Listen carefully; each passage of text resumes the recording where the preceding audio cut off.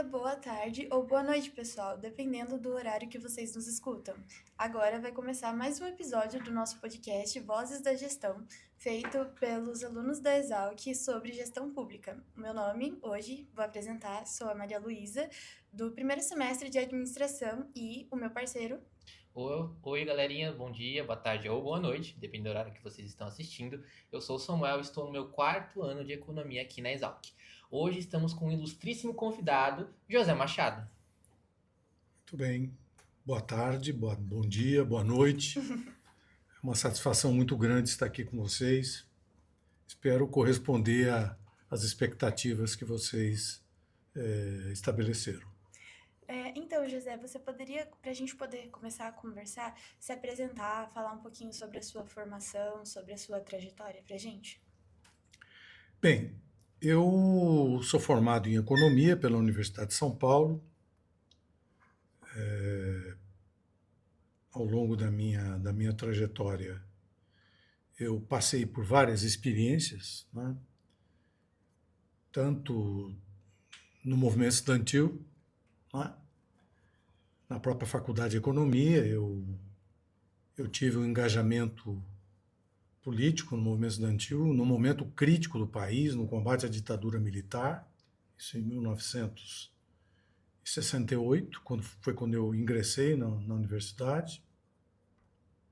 Fui preso pela ditadura, condenado pela ditadura, por conta das minhas atividades como estudante, né?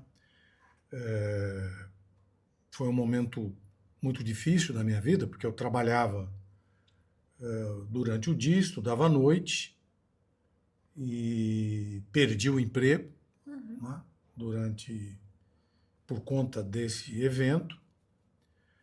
Quando voltei para a faculdade, me formei e depois que me formei economista, eu trabalhei durante um período como economista, auxiliar técnico, numa empresa de consultoria. E depois, meados dos anos 1980, nos anos 1970, melhor dizendo, 76, 1976, eu fui aprovado no mestrado da Unicamp para fazer pós-graduação em economia. Então, passada essa fase difícil, nessas alturas eu já estava casado, né, com uma filha. Então, concluí meu curso de economia na Unicamp, fiz o curso de pós-graduação na Unicamp, acabei não defendendo minha tese, porque logo em seguida eu vim para Piracicaba para dar aulas na Universidade Metodista de Piracicaba, aulas de economia. E aí me fixei em Piracicaba. Isso no final da década de 70. Eu me mudei para Piracicaba em 1979. Comecei a dar aulas em 77. Eu viajava de Campinas para Piracicaba, vinha com a turma de estudantes e professores, ônibus fretado. Mas em 1979 eu fui convidado para assumir uma função na Universidade Metodista como coordenador do curso de economia. E foi uma experiência muito rica para mim, me dediquei muito a essa, eu diria até que foi a primeira atividade profissional assim digamos assim, que me deu uma condição de exercer um papel, um protagonismo, né, como uma liderança, né, porque na medida em que você é coordenador de um curso, você tem um papel de liderança, de organização, de planejamento, né? Então foi uma experiência muito rica. Em 1980, eu me filiei ao Partido dos Trabalhadores, portanto me considero fundador do PT. Estou desde a origem do Partido dos Trabalhadores. Me engajei com entusiasmo a esse projeto, por entender que o PT trazia na sua proposta, né, um projeto de país que era o meu sonho de estudante. Uhum. Né? E meu sonho de cidadão também, de brasileiro, que desde a minha juventude mais remota, tomei consciência, né, da situação em que vive o nosso povo. Né? Um país como o nosso, um país capitalista, um país que passou por um processo muito difícil de ditadura militar, né? Mas que, digamos assim, nenhuma, até então, né, eu percebia que havia injustiças sociais, né? Falta de democracia. Né? Então eu abracei essa causa do Partido dos Trabalhadores desde a fundação. Fui o primeiro presidente do Diretório Municipal do PT de Piracicaba. Né? Depois, logo em seguida, eu assumi uma função na direção estadual. Eu fui membro da direção estadual do PT, isso em 1982, e eu tinha a responsabilidade, como dirigente estadual, de viajar ao estado de São Paulo, tentando implantar os diretórios municipais nas principais cidades do estado. Então, foram 2 anos onde eu dividi as minhas responsabilidades profissionais na Unimep, mas pelo menos uma vez por semana eu ia para São Paulo participar das reuniões da executiva estadual do partido. E graças a essa militância, a esse engajamento e essa dedicação, eu fui indicado para concorrer ao cargo de deputado estadual nas eleições de 1982, mas não me elegi. Uhum. Eu tive uma votação relativamente expressiva, mas não foi suficiente para mim me eleger. Eu não tinha pretensões de ser candidato, não tinha pretensões de fazer carreira política. Eu era um militante, uma pessoa que se dedicava a um projeto, mas não necessariamente tendo que ocupar algum cargo eletivo. Né?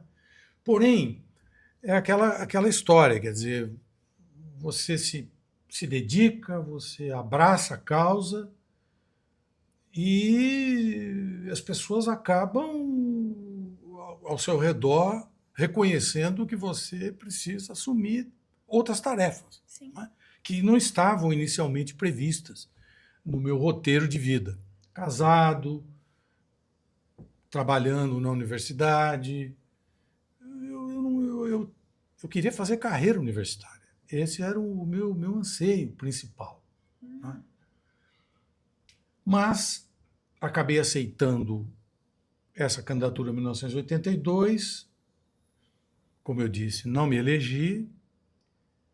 E, de novo, em 1986, eu sou pressionado novamente a aceitar uma postulação como candidato a deputado estadual, e dessa vez eu me elegi. Me elegi deputado estadual em 1986. Fui o último colocado. O PT elegeu 10 deputados estaduais naquela eleição. Eu fui o 10º do PT. Né? Assim, fui o único candidato do interior de São Paulo que foi eleito. Os demais companheiros eram todos da capital, da Grande São Paulo. E a Thelma de Souza, que era de Santos. Santos, às vezes, não é muito bem considerado uma cidade do interior. Né? É muito próximo da capital. Pois bem, assumi as minhas responsabilidades como deputado estadual. A essa altura, eu tive que abandonar as minhas atividades na universidade, atividades permanentes. Né? Continuei dando aulas, mas não mais com cargo administrativo, acadêmico. Né? e viajava. Eu não morava em São Paulo, eu continuei morando em Piracicaba e viajava diariamente para São Paulo. Eu saía cedo de Piracicaba, ficava o dia todo na Assembleia Legislativa, com as minhas funções na Assembleia Legislativa, e no final da tarde, começo da noite, voltava para Piracicaba. E nos finais de semana, viajava também pelo interior, sempre com aquele propósito de trabalhar pela construção do projeto partidário, né, que era o projeto que eu abracei com muita convicção. Então, 2 anos como deputado estadual, aí vieram as eleições de 1988. Aí os meus companheiros de Piracicaba me pressionaram para ser candidato a prefeito de Piracicaba em 1988. Isso significaria, digamos assim, manter as minhas atividades na Assembleia, mas fazer campanha para a prefeitura, né? Bem, eu aceitei esse desafio, evidentemente que não tinha experiência suficiente ainda, maturidade suficiente para assumir um cargo dessa magnitude, mas eu aceitei o desafio e fomos à luta. E eu me elegi prefeito de Piracicaba em 1988, que foi algo assim inacreditável para todos que me apoiaram, para mim, para minha família, foi algo. Mais uma coisa que não estava prevista, né? Não é, porque na verdade a minha candidatura era uma candidatura para nós apresentarmos para a cidade as nossas ideias. Uhum. Né? Mas eu considerava que eu não teria chance nenhuma. Primeiro porque eu tinha chegado em Piracicaba em 1979, para residir aqui em 1979. Não é? Quer dizer, 9 anos depois, Perfeito. eu sou candidato a prefeito e me elejo prefeito. Foi uma eleição que eu diria um pouco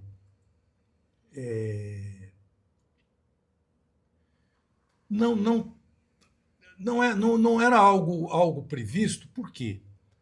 Porque eu era muito desconhecido ainda do grande público de Piracicaba, né? Pouca gente me conhecia, porque como deputado eu fui eleito, mas eu fui eleito com votos da região e muitos votos do interior e votos da capital. Os meus colegas, ex-colegas de trabalho, ex-colegas da Faculdade de Economia, eles, por conta própria, se organizaram em São Paulo, montaram um comitê, bancaram financeiramente o comitê para me apoiar, para candidato a deputado. Então, eu fui eleito com apoios.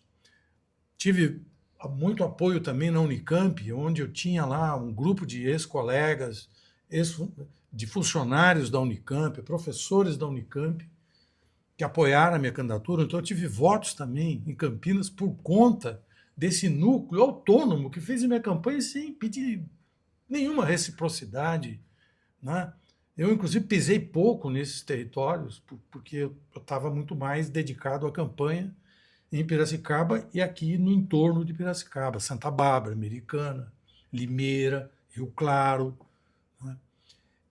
Sumaré, Nova Odessa, Rio das Pedras, São Pedro, Capivari, Rafar, Chaqueada e assim por diante. Muito bem. Bom, eleito prefeito, o desafio de governar uma cidade como Piracicaba foi enorme. Né? Mas só voltando um pouquinho, dizer por que era pouco previsível a minha eleição. Porque, apesar de deputado, eu era pouco conhecido. Tinha pouca penetração na cidade. Né? Tinha os meus ex-alunos, que certamente fizeram campanha para mim, anonimamente, sem pedir nada também para mim. Né? Então, fizeram isso de boa vontade, por acreditar na minha pessoa, nos meus propósitos, na minha maneira de ver o mundo. Né?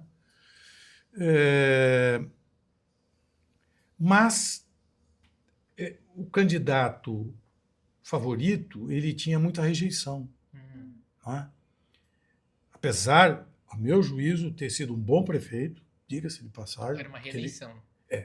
Ele foi para a reeleição. Era o João Herman Neto, exalquiano, formado em agricultura, em agronomia na Exalc, foi presidente do CALC, quer dizer, uma pessoa que tinha, né? E um excelente orador, uma pessoa empolgante, assim, para quem o acompanhava. Mas ele tinha muita rejeição por conta do estilo dele, era um estilo muito, muito agressivo de fazer política, de enfrentamento, né? Sobretudo enfrentamento às elites da cidade. E eu correndo por fora, né? Sem nenhuma perspectiva. O outro candidato competitivo era outro exalquiano, Também de agronomia. professor da Exalc, Jairo Matos, formado aqui na Exalc. Era deputado estadual comigo, meu colega na Assembleia Legislativa. Eu diria que o João Herman e o Jairo Matos eram os favoritaços. O João Herman, disparado, do ponto de vista, assim, de popularidade, assim por diante. E eu fui correndo por fora. Fui aos poucos me apresentando para a cidade, participando de debates, do corpo a corpo. Fiz uma campanha fortíssima dentro da Exalc. Fui em sala de aula, conversei com o professor, chefe de departamento, funcionários, alunos, né? Tive muito apoio de professores da Exalc, muito apoio. Da Exalc, do Sena, né? Fui muito apoiado por professores e funcionários. Né? E ganhei as eleições. Né? Surpreendentemente, ganhei as eleições para prefeito. Então, 4 anos de mandato, depois vocês podem, se quiserem, especular um pouco sobre o que foi essa experiência de 4 anos, mas eu estou aqui fazendo um pouco, a vosso pedido, a minha trajetória.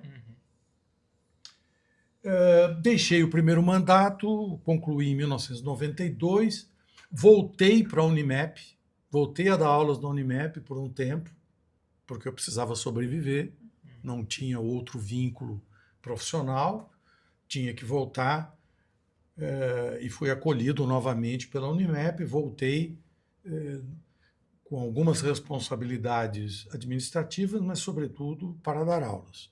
Né?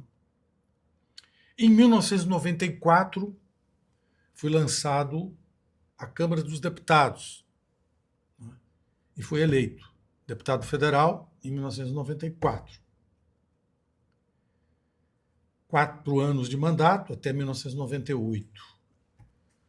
Morando em Brasília, morando em Piracicaba. Eu ia para Brasília nas segundas-feiras, voltava às sextas-feiras. Passava o sábado e domingo com a família.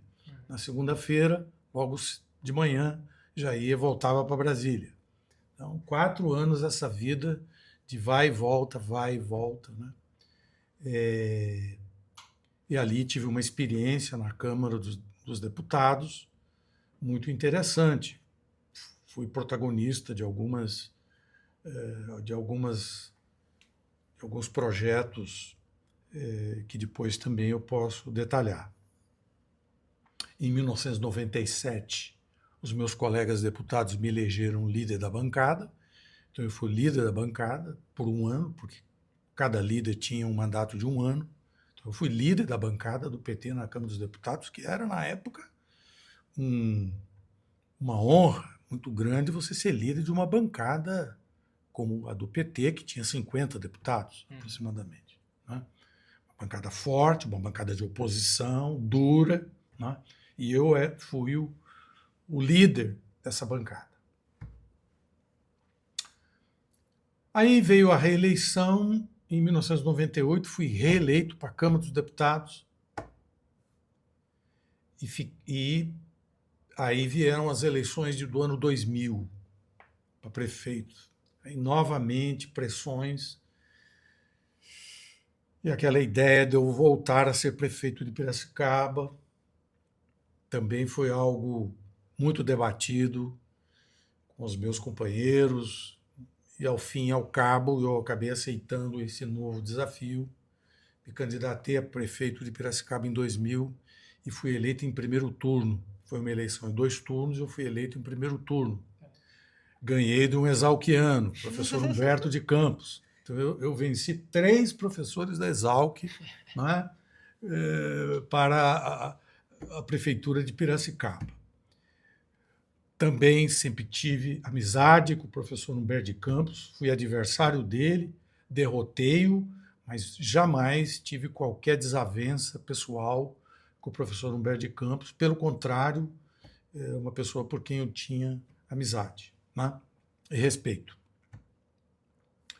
Bom, aí fui prefeito de 2001 a 2004. Né? E perdi as eleições de 2004, que eu me candidatei à reeleição, e perdi as eleições para um ex-colega de Unimep. Fui derrotado por um Unimepiano, Barjas Negre, que foi o principal, um dos principais responsáveis para a minha vinda para Piracicaba.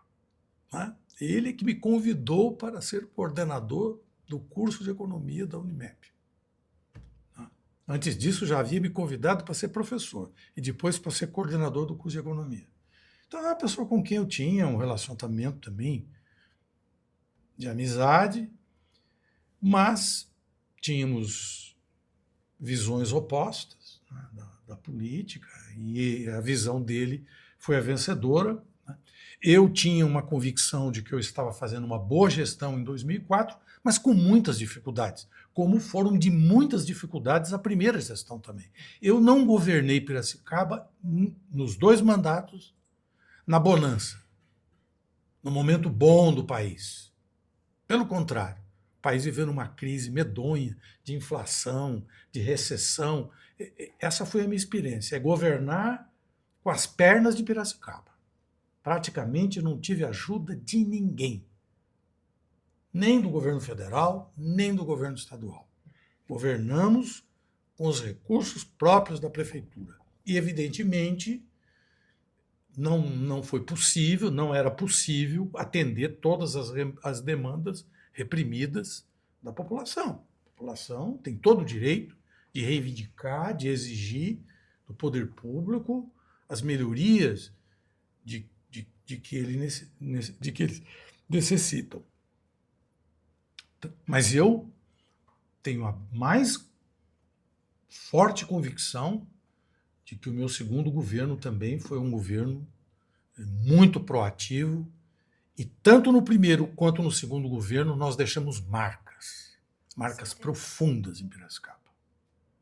Então, eu me orgulho do meu legado. Não é? Bueno, concluído o meu mandato em 2004 na prefeitura de Piracicaba,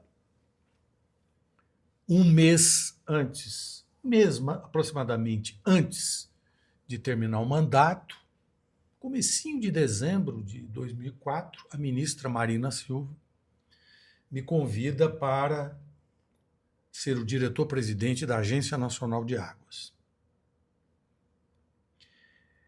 Esse convite foi feito com base em 2...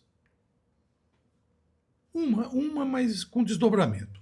A razão de eu ter sido convidado para presidir a ANA foi porque, no meu primeiro mandato, eu fui o fundador do consórcio da Bacia do Piracicaba. Chamava-se Consórcio Intermunicipal das Bacias dos Rios Piracicaba e Capivari. Havia uma luta histórica pela recuperação do Rio Piracicaba, né? E no meu primeiro mandato eu entendi corretamente, isso já vinha amadurecendo como deputado, mas quando eu assumi a prefeitura, eu tinha a convicção de que para salvar o Rio Piracicaba não bastava Piracicaba cuidar aqui do Rio Piracicaba. fazer tratamento de esgotos e cuidar bem do rio, né? Era preciso que a região da bacia, toda a bacia, tivesse as mesmas responsabilidades. Porque não adianta nada você tratar o rio Piracicaba rio abaixo. Você tem que tratar também rio acima. Campinas, que era um poluidor do rio Piracicaba, ainda é, todos acima ainda são poluidores do rio Piracicaba. Americana, poluindo para o rio Piracicaba. Santa Bárbara do Oeste, né? E assim por diante. São Paulo importando água do rio Piracicaba através do sistema Cantareira, levando água para abastecer a capital e liberando menos água para o rio Piracicaba, né? Então, era uma luta histórica e que exigia uma gestão compartilhada na região. Então, eu viajei, visitei os prefeitos da região, bati em todas as portas de prefeituras, dos colegas prefeitos, inclusive do prefeito de Campinas, Jacó Bittar, pedindo que eles me ajudassem a criar um consórcio, para a gente lutar juntos. E criamos o consórcio, né? E o consórcio foi, digamos assim, foi um fator importante para a criação no futuro do Comitê da Bacia do Rio Piracicaba, né? Hoje nós temos um comitê de bacia cuja sede é em Piracicaba, né? Então isso é um trabalho histórico. Então, graças a essa minha militância e essa capacidade que eu tive de fazer essa proposta, liderar a constituição do consórcio e ter sido seu primeiro presidente, o consórcio acabou ganhando uma expressão nacional. Quer dizer, em muitos lugares do país ouviram falar que tinha um consórcio aqui e muita gente começou também a pensar em criar consórcios em outros lugares do país, porque a nossa experiência era uma experiência pioneira, né? Então, graças a isso, a ministra Marina, eu não tinha amizade com ela. Eu conhecia a ministra Marina de oi, assim, eu não tinha um relacionamento com ela. Mas ela me convidou porque ela foi convencida, seja por técnicos da Agência Nacional de Águas, que não me conheciam, a não ser uma pessoa, que eu vou aqui dizer quem é, que me conhecia, né? Mas os demais funcionários da ANA não me conheciam, né? Mas já tinham ouvido falar do meu trabalho aqui do consórcio, né? Então, essas pessoas influenciaram a ministra Marina a me convidar para assumir o cargo de diretor-presidente da Agência Nacional de Águas. A pessoa na Agência Nacional de Águas, que era minha conhecida, meu amigo, a pessoa por quem eu tenho até hoje muita amizade, era também um ex-exalquiano, Antônio Félix Domingues, que foi presidente do CALC também, formado no Exalc, né? Foi secretário de Agricultura do governo de São Paulo, é uma pessoa extraordinária e que foi um dos responsáveis para criar aquele climão lá em Brasília, para influenciar a ministra Marina, tá? Então a ministra Marina me convida, eu, na época, pedi um tempo para pensar, porque eu não tinha planos de morar em Brasília, né? Então eu tive que fazer um cálculo familiar, né?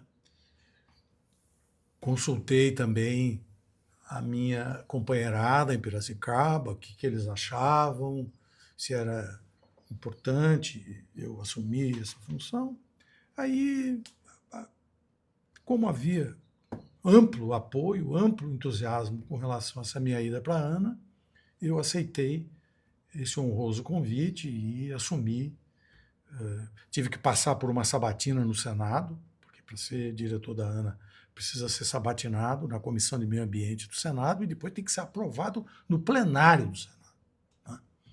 Então, fui aprovado, tanto na Comissão de Meio Ambiente como no plenário do Senado, fui aprovado pelo meu currículo, eu fui sabatinado.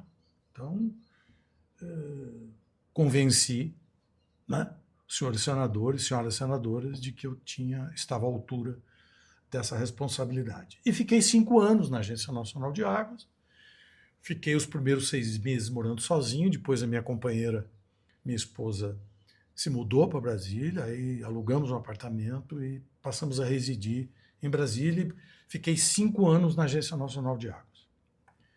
Em 2009, foi o meu último ano de mandato na ANA, deixei a ANA e assumi, também por um convite da ministra, na época,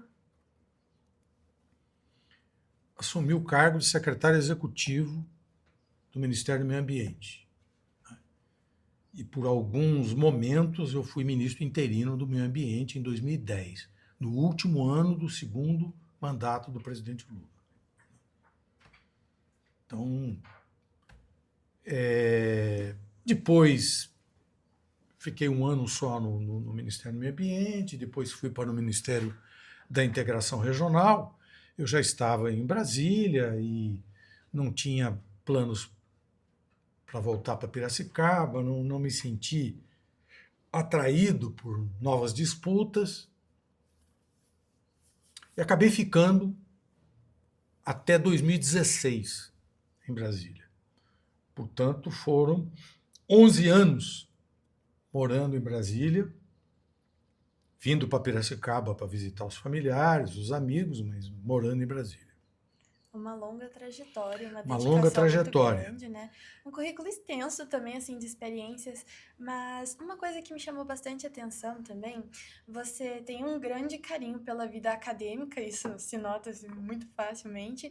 E você citou a parte sobre pressão, né? Nas suas eleições, de a pressão de assumir um cargo e de ser indicado.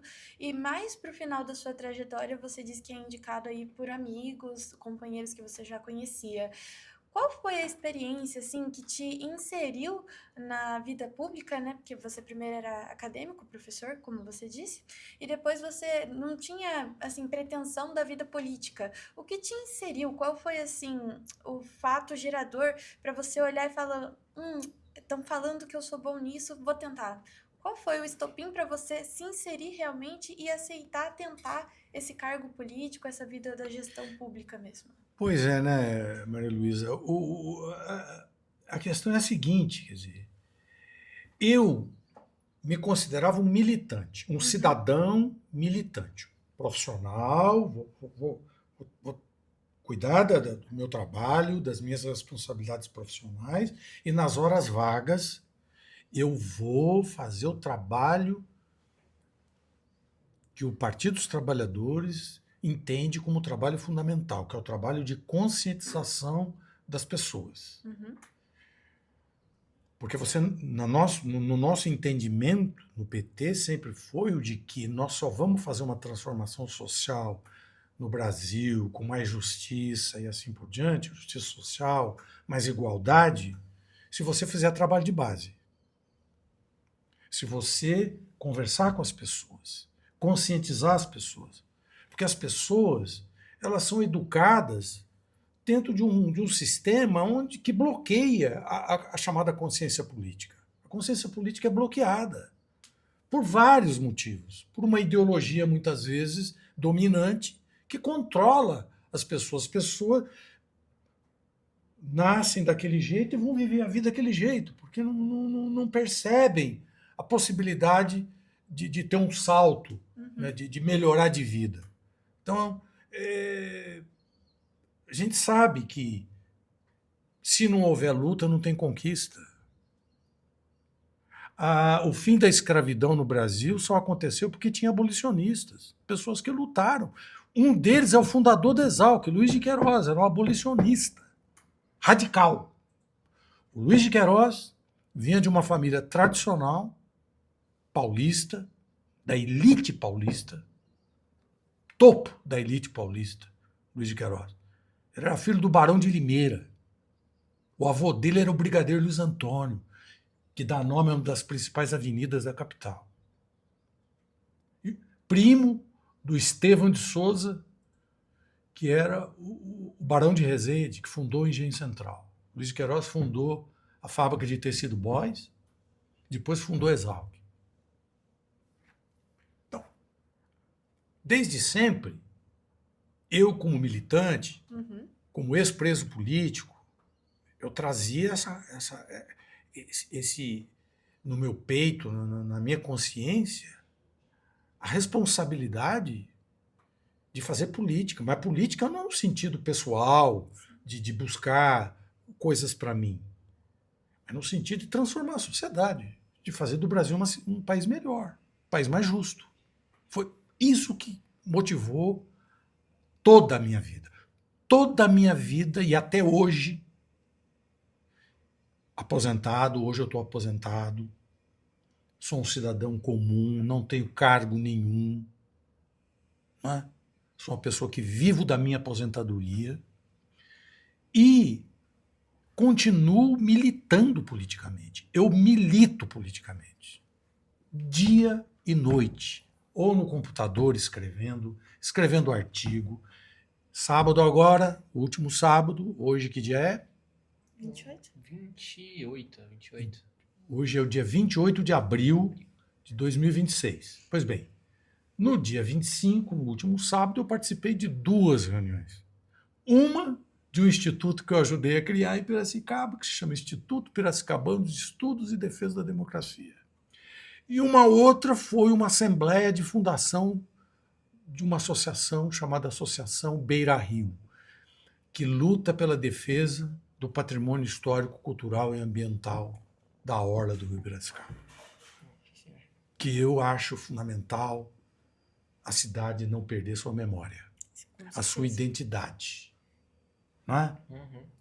Então, como há ameaças a essa identidade, permanentemente essa identidade está ameaçada por projetos, muitas vezes, equivocados, né?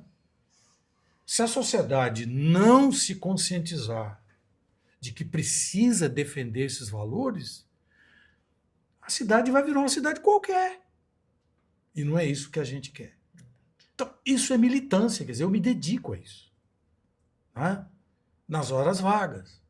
Porque eu tenho compromissos outros que me impedem, familiares, etc., que me impedem de ter uma dedicação integral. Mas eu tenho ainda um espaço na minha vida onde eu continuo lutando. Eu não vou deixar de lutar até o fim da vida. Porque eu entendo que isso é uma questão de responsabilidade. Eu não faço isso para me engrandecer. Eu não sou candidato a nada. A cargo nenhum mais. Mas por que eu continuo lutando? Problema de consciência política. Acho Que eu adquiri desde a adolescência. é uma característica que todo cidadão deveria ter, né? Essa Todo consciência cidadão deveria política ter. é uma coisa que até incomoda, assim, tipo, você vai chegar numa pessoa comum e falar, eu não conheço política, não quero falar de política. Se criou-se na nossa geração atual a alergia política, né? Tipo, as pessoas preferem não saber, deixa a maioria decidir, né? Afinal, é um sistema democrático. Mas, afinal, a democracia e toda essa legislação, todo esse poder afeta a vida de todo mundo. Então, acho que é fundamental que todo mundo tivesse esse tipo de consciência que o senhor tem, né? De, pô, eu tenho que interagir, é uma coisa como um dever de cidadão criar esse tipo de consciência, criar esse tipo de opinião. Por mais que as pessoas, né, de novo, frisando o sistema democrático, vão ter opiniões distintas, né? Mas é fundamental que todo mundo, pelo menos, tenha uma opinião. Claro, a gente também está na era da desinformação, então várias opiniões que as pessoas acham que têm conhecimento político acabam não sendo verdadeiras, porque tem a IA, tem as fake news e afins. Mas, assim, se as pessoas parassem pelo menos 5 minutos para ler as fontes de notícias confiáveis, elas iam entender política. Mas eu acho que a alergia política acaba impedindo que a gente tenha um sistema democrático bem sucedido no Brasil. O que o senhor pensa disso? Não, eu estou totalmente de acordo. Porque numa sociedade, seja ela qual for, qualquer país, o país só vai melhorar, o país só vai evoluir em todos os sentidos, sobretudo no sentido social, onde as pessoas possam ser mais felizes, as pessoas possam ter o que comer, o que vestir, onde morar, trabalhar com dignidade, ter um salário digno, uma remuneração digna. Isso só é possível com luta. Não houve nenhuma sociedade no mundo que desabrochou o paraíso se as pessoas não lutarem. Não é possível. Isso não existe em lugar nenhum do mundo. Não é? Então, sem luta, sem consciência política, sem, evidentemente, dentro dos preceitos democráticos. Sim. Eu sou um democrata convicto. Sim, sim. Não é? Quer dizer, eu acho que isso tem que ser feito dentro da democracia, não é?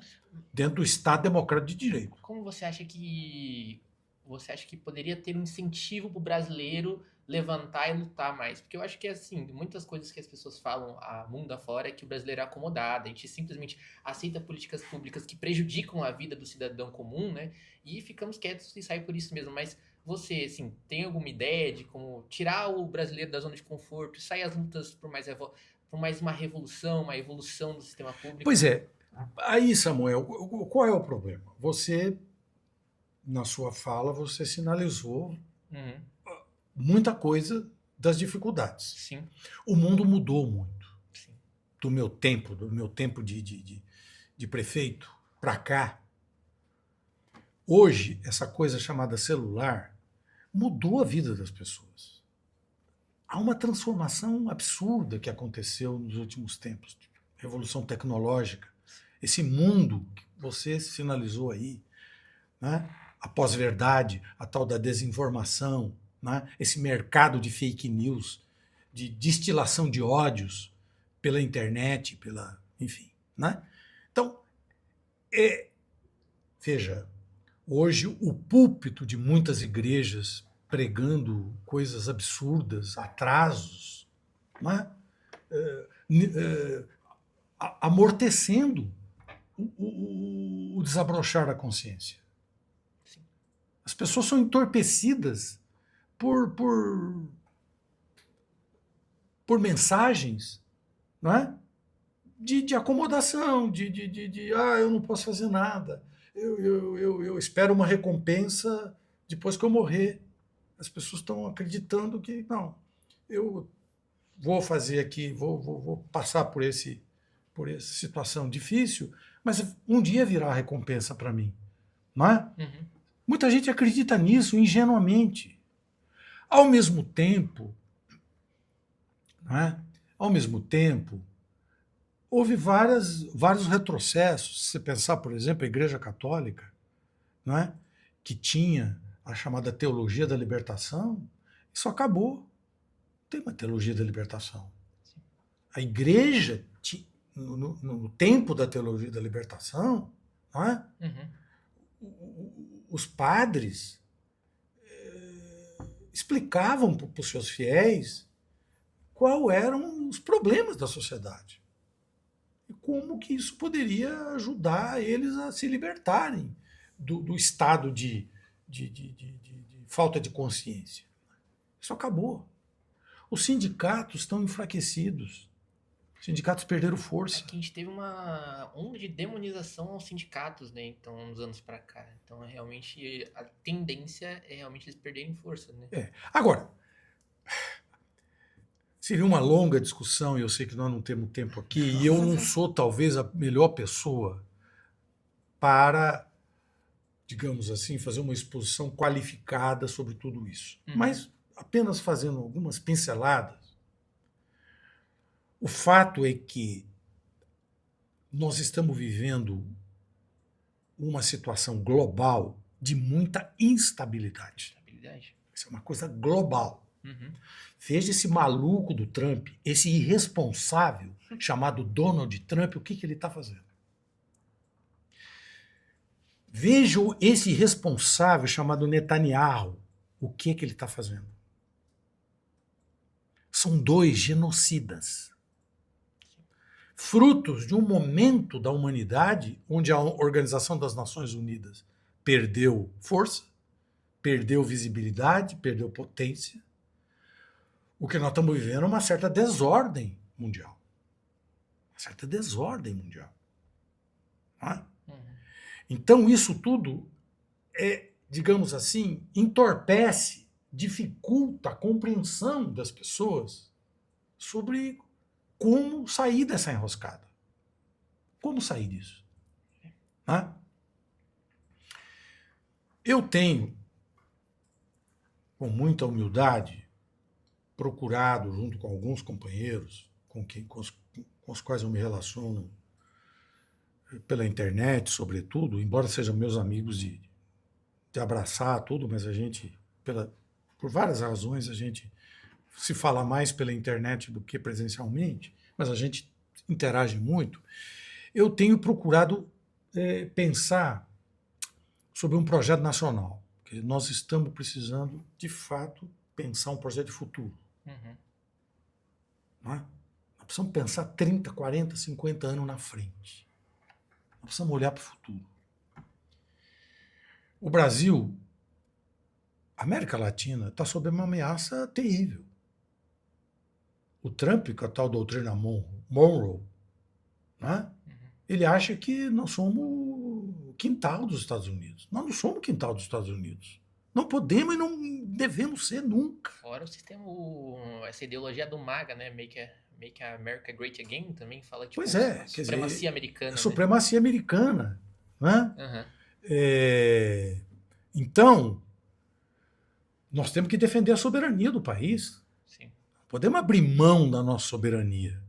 Mas a gente tem também a questão que tá surgindo a ideologia do brasileiro daquela síndrome de vira-lata, de adorar o Trump, de falar, nossa, Trump, venha, salve o Brasil dessa situação que estamos vivendo, de que os Estados Unidos é o país modelo que o Brasil tem que se tornar, e a gente acaba tendo tem uma parte da população que se incentiva a seguir essa ideia, né? Pois é, mas isso é um absurdo, Sim, entendeu? E essa é uma responsabilidade nossa, de explicar para as pessoas, disseminar de que isso não é cabível. O Brasil é dos brasileiros. Sim. Nós temos que criar o nosso próprio roteiro de país. Lógico, vamos manter comércio com os Estados Unidos? Evidente. Vamos trocar tecnologia? Evidente. Vamos trocar turismo? Sem problema. Mas isso vale para a China, vale para a Europa, vale para a África, vale para qualquer país. Nós temos que apostar no multilateralismo. Relações com todos os países do mundo. Com todos os países do mundo. Não é? Sim, com certeza. Acho que é assim que a gente tem que pensar o nosso país. O Brasil é um país, o Brasil é a nona economia do mundo. O Brasil é uma potência econômica. O grande problema do Brasil é que é um dos países mais injustos do mundo. É um dos países de maior desigualdade. Está perto do recorde do país mais desigual do mundo. Acho que se tiver outro país desigual do mundo, é algum país aí por aí da periferia do sistema. Sim. Mas o Brasil é um dos países mais desiguais do mundo, porque existe no Brasil uma elite egoísta, não é? Uhum. Que só pensa nos seus negócios, nos seus lucros, e não querem ceder 1 milímetro para melhorar a vida das pessoas. Então, essa é a minha luta. Não só a minha, é de milhares, milhões de brasileiros. Eu acho que hoje o Brasil está muito polarizado. Está muito polarizado, isso não há dúvida. Mas existe hoje uma massa de brasileiros que luta, que defende o Brasil dos brasileiros. Né? Eu acho que isso já é uma grande conquista. De forma sintética, assim, que eu acho que o nosso tempo já está quase mais da metade, mas para você, duas perguntas em uma. Qual é a principal característica de um líder que ele tem que ter, dado que você passou por vários cargos de liderança, ele realmente liderou a cidade de Piracicaba, foi deputado estadual, federal, né? Se não me engano. A principal característica que o líder tem que ter, e assim, como você teve esse controle, esse manejamento contra uma corrupção, dado que foram cargos que realmente eram muito suscetíveis a uma possível corrupção, suscetíveis a esses sistemas corruptos, né? Então, como você lidou com isso? Então, são essas duas perguntinhas. Bom, a primeira coisa é o seguinte. Desde sempre, nós do PT deixamos claro que para ser filiado ao PT, a pessoa precisa ser honesta. Isso não quer dizer que não entrem pessoas desonestas no PT. Uhum. Mas o PT tem uma doutrina interna, está no seu estatuto, está no seu manifesto de fundação. É a doutrina de atuar sempre pensando no bem comum e não pensando em si. evidente que nós todos somos seres humanos e todos somos suscetíveis a pisar fora da bola. Tá? Agora, você me faz uma pergunta. As características de um líder. Eu acho que o líder autêntico tem que, em primeiro lugar, ter credibilidade. Ele tem que demonstrar cabalmente que ele merece fé. O que ele fala do fundo da sua convicção. Ele pode errar. O líder erra. Ninguém é perfeito. O líder erra. Mas o líder não pode falhar no item credibilidade. E isso passa pela honestidade. Obviamente. São duas coisas muito intrínsecas. São, né? são intrínsecas. Né? Eu acho que essa é uma característica de um líder. Ele tem que ter essas qualidades. Não adianta ele ser um bom orador, né? Ser carismático. São qualidades de um líder também. Mas no meu entender, o líder tem que ter credibilidade. Ele tem que demonstrar que ele é uma pessoa sincera, uma pessoa honesta, uma pessoa que fala aquilo que ele acredita. As pessoas têm que perceber isso nele. Né? As pessoas têm que perceber isso no líder. Né? Eu aposto muito no trabalho coletivo. Acho que liderança é imprescindível. Mas nada fora do trabalho coletivo e da convivência democrática. O líder não pode ser um líder despótico, tirano, aquele que impõe a sua vontade. Ele tem que ter a capacidade também de ceder quando precisa ceder. Sim. Ele não é o dono da verdade. O líder não pode se colocar como dono da verdade. Ele tem que ter humildade de reconhecer que ele é um ser humano e está suscetível de erros. Pode errar e vai errar. Não tem líder que não erra. Seja infalível. Isso não existe. Né? Então, para uma sociedade que eu acredito profundamente democrática, você precisa ter instituições sólidas, né? Um Estado de direito sólido. Nós impedimos um golpe de Estado em janeiro de 2023. Estava em andamento um golpe de Estado no Brasil. Né? Sim, sim. E isso foi uma grande vitória da democracia. Talvez uma das mais importantes da história brasileira. Foi impedir um golpe de Estado. Né? O golpe de Estado ficou para trás na história. Tomara. E nós temos que lutar cotidianamente para impedir a tentação do golpismo. Né?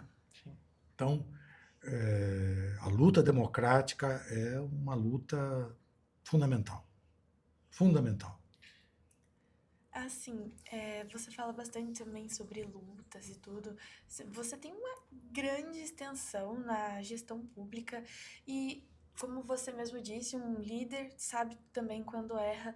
Qual é o maior problema, assim, da gestão pública que você diria que a gente tem hoje em comparação com o setor privado, assim? Qual a maior diferença? O que você acha que a gestão pública poderia aprender com o setor privado e vice-versa? Você consegue fazer alguma... Veja, o setor privado, né, ele passa a ideia de uma administração eficiente.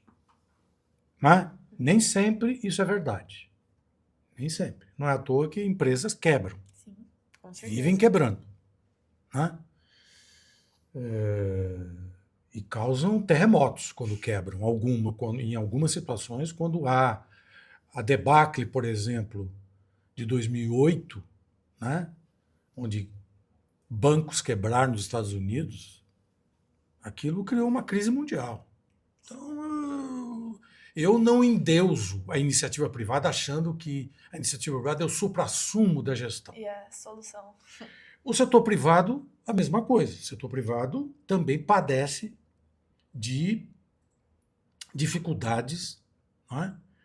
Para chegar a um patamar de eficiência, de entrega, de lisura. Então, tudo. Então, nós temos que aprender, digamos, olhando as experiências. As experiências, né? Claro, a tecnologia, a capacitação, né? O setor público precisa ser um setor capacitado, moderno. Precisa fazer planejamento estratégico.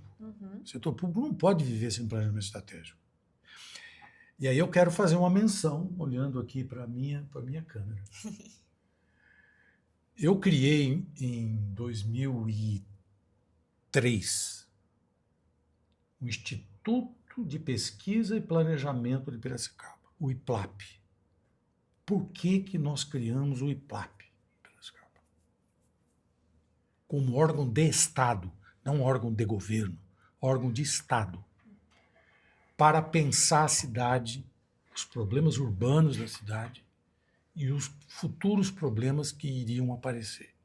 Então, um Instituto de Planejamento. Isso foi extinto pelo governo anterior ao atual governo municipal. Foi extinto o Instituto, sem nenhuma justificativa plausível. Mas por que extingue um órgão de excelência? Que deveria ser, pelo menos, um órgão de excelência. Quando nós criamos inspirados em Curitiba, que tem um instituto até hoje. Há mais de meio século tem um instituto de Curitiba. E não é à toa que Curitiba é uma cidade moderna, porque tem um corpo técnico que, independentemente do governo, passa governo, aquele corpo técnico está lá produzindo ideias para a cidade.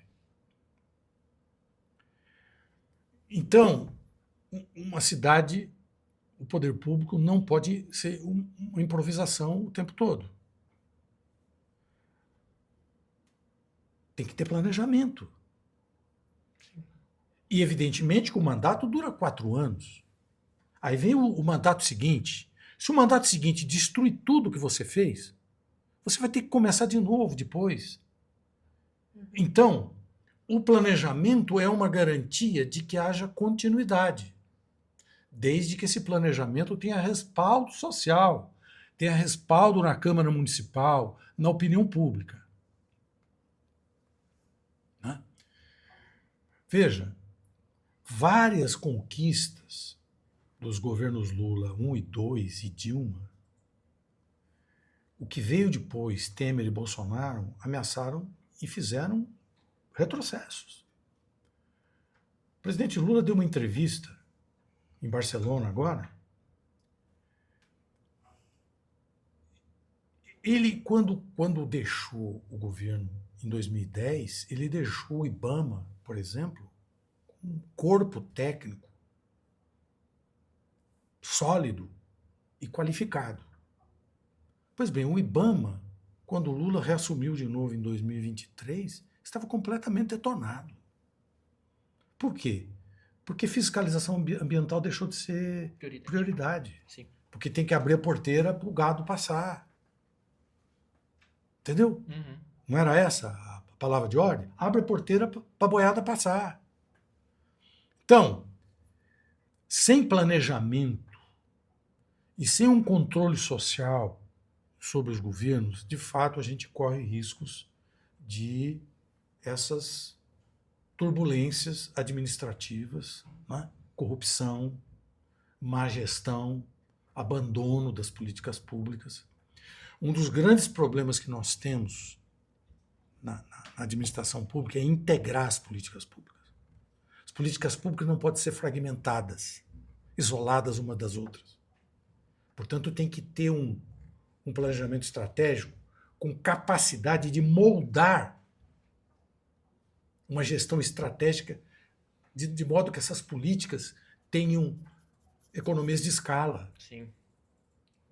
entendeu? E não ter desperdício. Então, são desafios, são aprendizados, né? Agora, nós não podemos... Se perguntou, bom, você, Maria Luísa, o que o setor público pode ensinar para a iniciativa privada e vice-versa? Eu acho que é isso, quer dizer, tanto um quanto o outro tem suas virtudes e tem seus defeitos. O aprendizado está na capacidade de planejamento, né? de uma gestão honesta, madura e assim por diante. Assim como você mesmo disse, uma gestão honesta e tudo, você acha também que um clima organizacional eficiente, como você distinguiria assim, como você colocaria um clima organizacional que fosse anticorrupto, que facilitasse? Porque o planejamento, ele por si só, se bem feito, já evita várias dessas, né, defasagens. E no sistema, né, dentro do clima organizacional, como você acha que poderia ser colocado para evitar essas situações e a corrupção em si?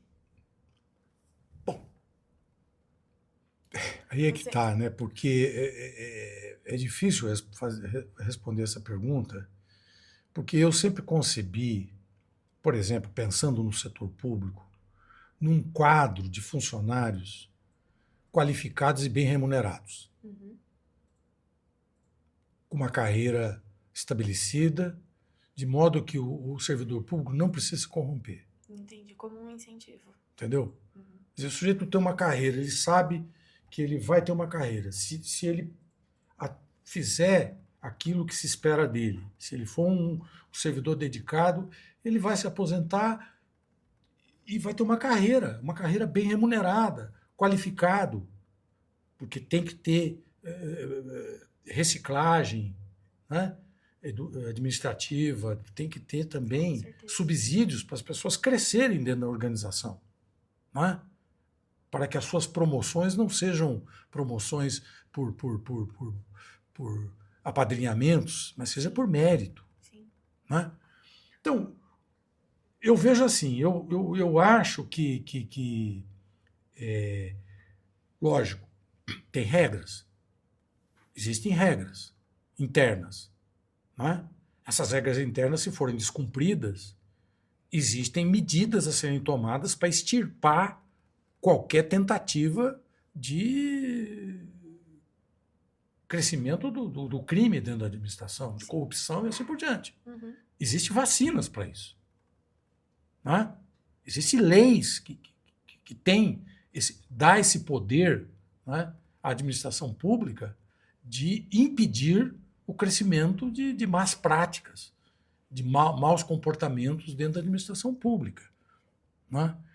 Quanto mais a administração pública for transparente, quanto mais houver controle social, quanto mais houver democracia, por exemplo, eu defendo, e esse foi, que a gente falou tanto, mas falamos pouco sobre as minhas duas administrações, mas uma das marcas da minha administração foi a democracia participativa. Não é a democracia liberal só, é a democracia participativa. Eu criei conselhos, Maria Luísa, que não existiam. Eu criei conselhos paritários de políticas públicas. E esses conselhos tinham poder nos meus governos. Eles não eram escamoteados, menosprezados. Deixa eles falarem e depois eu faço o que eu quero. Não foi assim. Eu criei o orçamento participativo. O orçamento da cidade era discutido publicamente com a população, por delegados eleitos nos bairros. Então, os bairros elegiam suas prioridades, depois ia para uma plenária e nós vamos negociar as prioridades na plenária, por votação. E tinha um conselho do orçamento participativo que me fiscalizava para saber se eu estava cumprindo o que foi definido na decisão do orçamento participativo. E essa não foi uma experiência de Piracicaba, essa foi a experiência de Porto Alegre, da Luiza Erundina em São Paulo, em várias cidades governadas pelo PT. Porque o orçamento participativo foi uma proposta que o PT trouxe para a vida pública. A participação popular nos conselhos, no orçamento participativo. Eu fiz 2 conferências da cidade.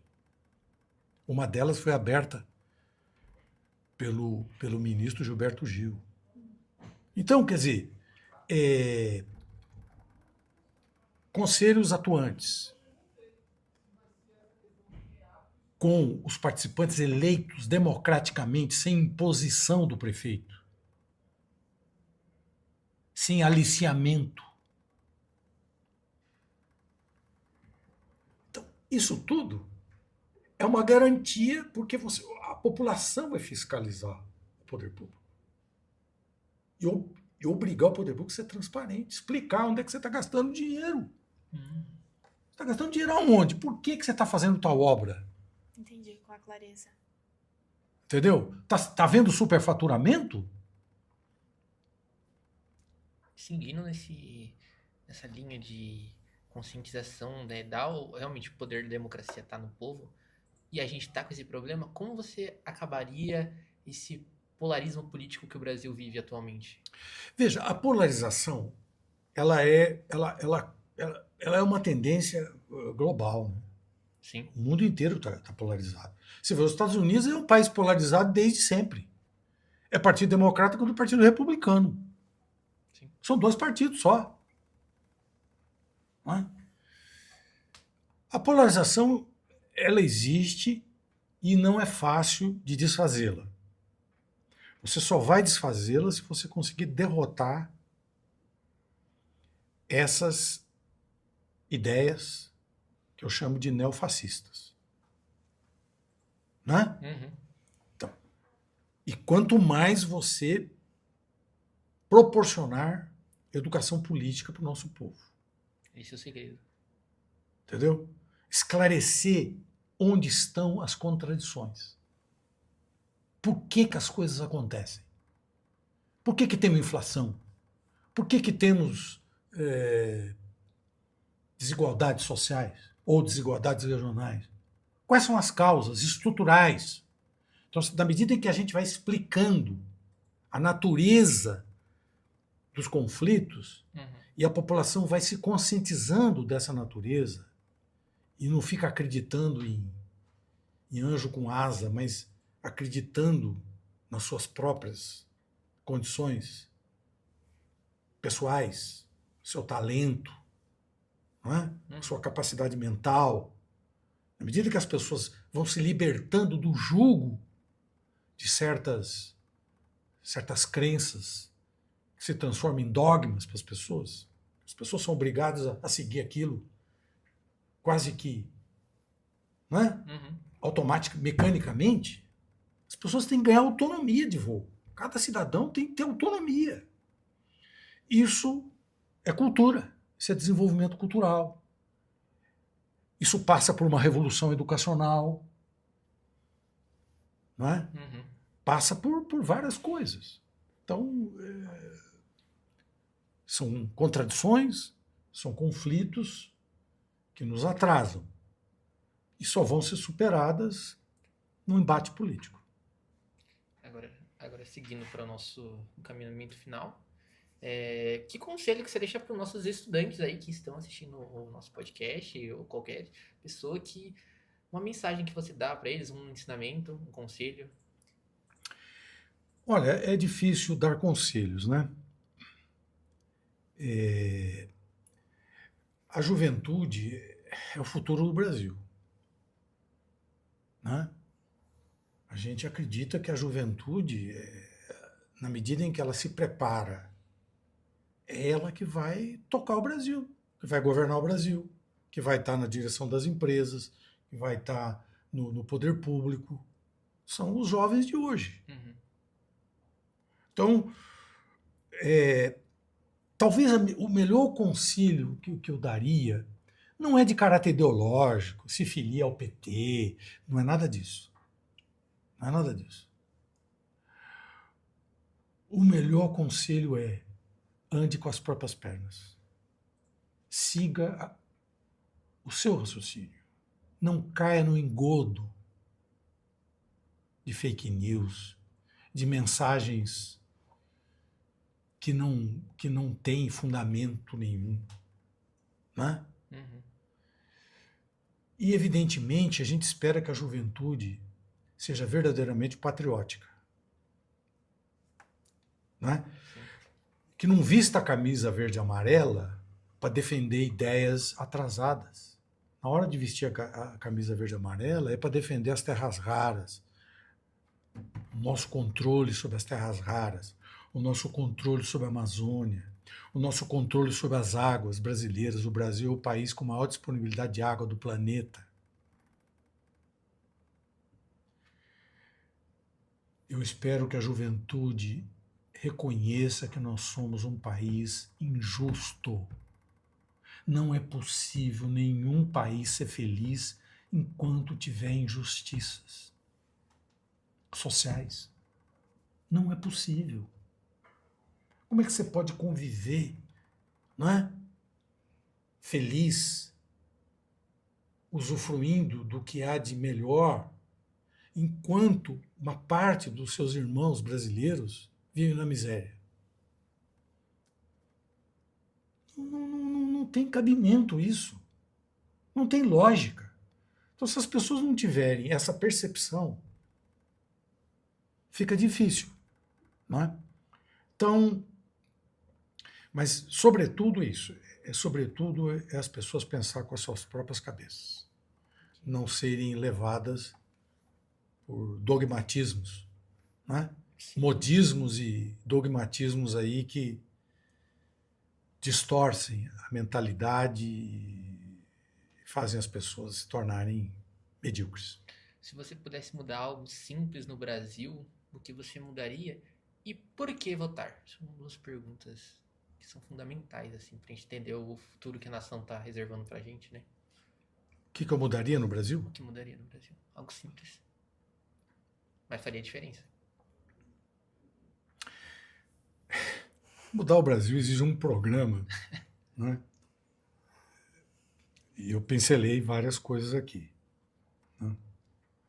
Nós temos que ter um projeto para o Brasil, né? Pensar no futuro a partir do presente. Nós precisamos fazer uma revolução tecnológica. Alguns falam, vou fazer uma reforma tecnológica. Não, a palavra reforma não é suficiente. Nós temos que fazer no Brasil uma revolução tecnológica, como a China fez. A China está fazendo uma revolução tecnológica. Nós temos que fazer uma revolução tecnológica. Eu mencionei terras raras. O Brasil tem que dominar a tecnologia de manuseio das terras raras. O Brasil tem que se reindustrializar. O Brasil já foi uma potência industrial. Hoje, o Brasil não é um país potência industrial. Então, o Brasil tem que se reindustrializar e virar uma potência, porque a indústria é o carro-chefe de uma economia. Você, Samuel, que é economista, está se preparando para ser economista. A indústria é o carro-chefe. Sim, sim. E nós temos que ter um Estado protagonista. Cair fora dessa ideia de privatização como terra arrasada. O Estado tem que ser um Estado forte. Democrático, mas forte. Concordo plenamente. Protagonista. Não é? Sim. Porque se o Estado não sinalizar as coisas, achar que as empresas, privatizar tudo, e achar que o mercado, a lei da oferta e da procura, vai nos levar para o céu, isso é uma ilusão. Isso é uma ilusão. Sem Estado. Veja, os Estados Unidos que pregam o liberalismo, Estados Unidos, veja o tamanho do Estado nos Estados Unidos.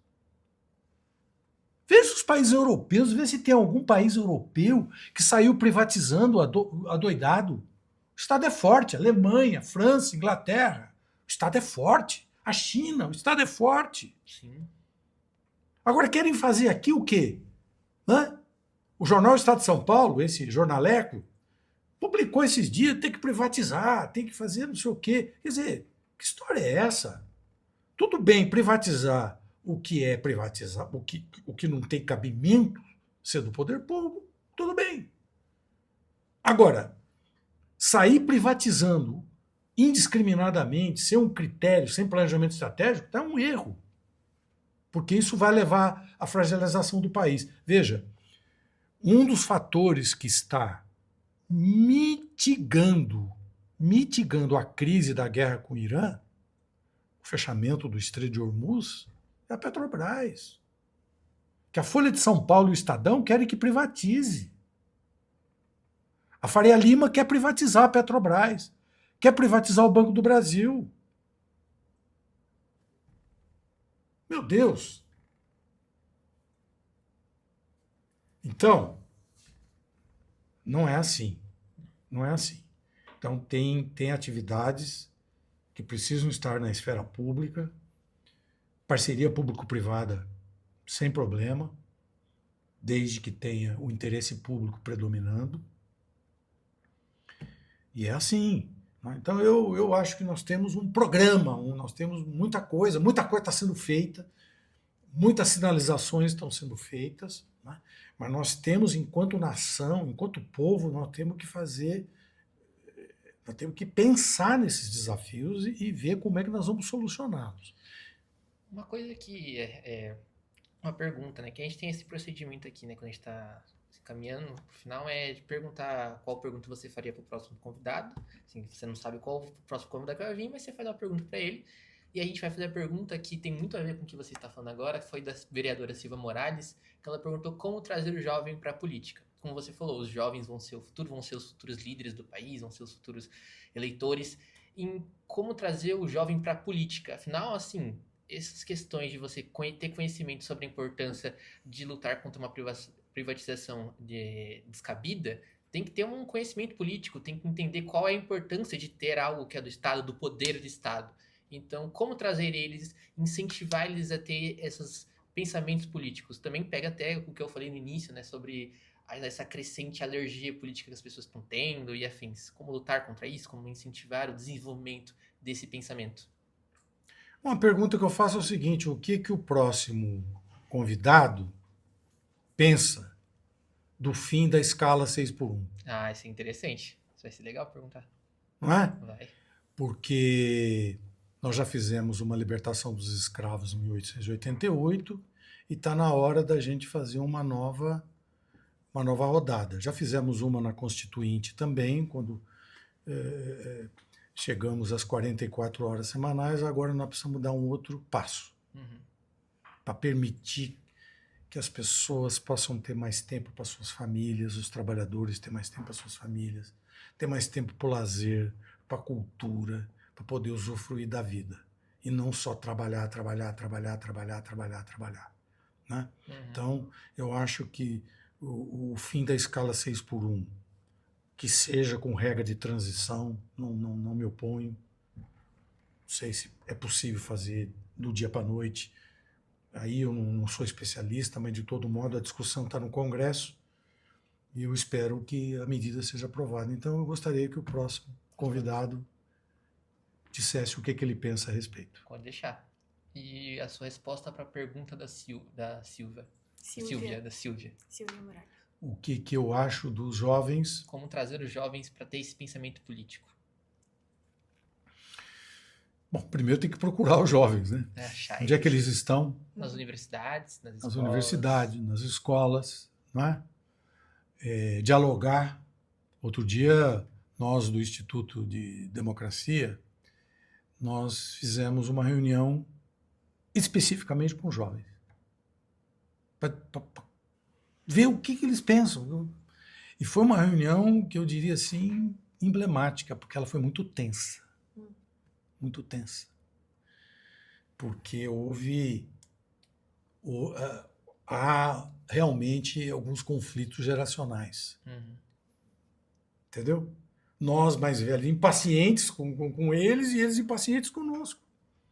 Então nós temos que ver uma maneira de que esse diálogo seja um diálogo fértil.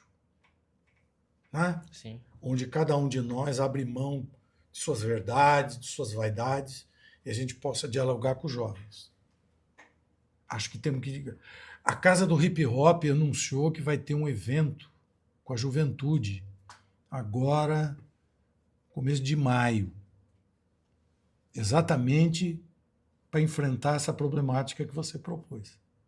Ou seja, há iniciativas de perceber o que os jovens estão aspirando, o que eles estão pensando, né? Da vida, dos desafios. E também uma coisa que você falou, né? Tipo, ter autonomia, né? O jovem hoje ele se baseia muito do que os pais dele pensam, do que as pessoas da referência da vida deles têm de opinião, mas eles mesmos não têm opiniões próprias. Então, acho que é importante a gente incentivar esse tipo de movimento para ele criar essa ideologia dele própria, né? Sim, sim. Eu acho que sim. Eu acho que é fundamental que os jovens se interessem pelo país, se interessem pela política, não criem preconceitos em relação à política. A política é a arena de disputa de uma sociedade. É ali que as coisas vão se resolver. Então, quanto mais nós melhorarmos e tornarmos mais saudável a política, quanto mais a política melhorar de qualidade, com quadros preparados, honestos, etc., boas lideranças, etc., quanto mais isso, e quanto mais a democracia prosperar, de modo que os destinos do país não dependam de uma única pessoa, mas é um problema nosso, de todos nós, eu acho que aí tem futuro. Excelente, foi uma excelente resposta. Então, José, muito obrigada pela participação. Espero que você possa voltar mais vezes para mais episódios com a gente. Foi, assim, uma trajetória incrível, muitas experiências que você compartilhou com a gente, com o pessoal de casa. E realmente, assim, enriquecedor o conteúdo e tudo. Uma visão muito ampla do que é o setor público e a vida acadêmica e tudo junto. Então, assim, ficamos honrados com a sua presença. Espero que você tenha gostado também de participar junto com a gente. Eu aqui me sinto honrado de estar aqui com vocês, dois jovens. Estamos falando de juventude, vocês são jovens. Então, me sinto também muito honrado de estar aqui. Quem me fez o contato foi o professor Renato, né? Que me fez o convite, eu aceitei de pronto. E para mim foi uma tarde também memorável poder estar aqui com vocês fazendo esse diálogo, né? E me coloco à disposição, humildemente, dentro daquilo que eu puder trazer de contribuição, será uma grande satisfação para mim. Muito obrigado. Ficamos agradecidos. Então, é isso, pessoal. Muito obrigada por nos ouvirem mais uma vez. Está terminando agora mais um episódio do nosso podcast. Não esqueçam de nos seguir nas redes sociais, no nosso Instagram, no nosso TikTok. E é isso. Muito obrigada. Tchau, tchau, gente.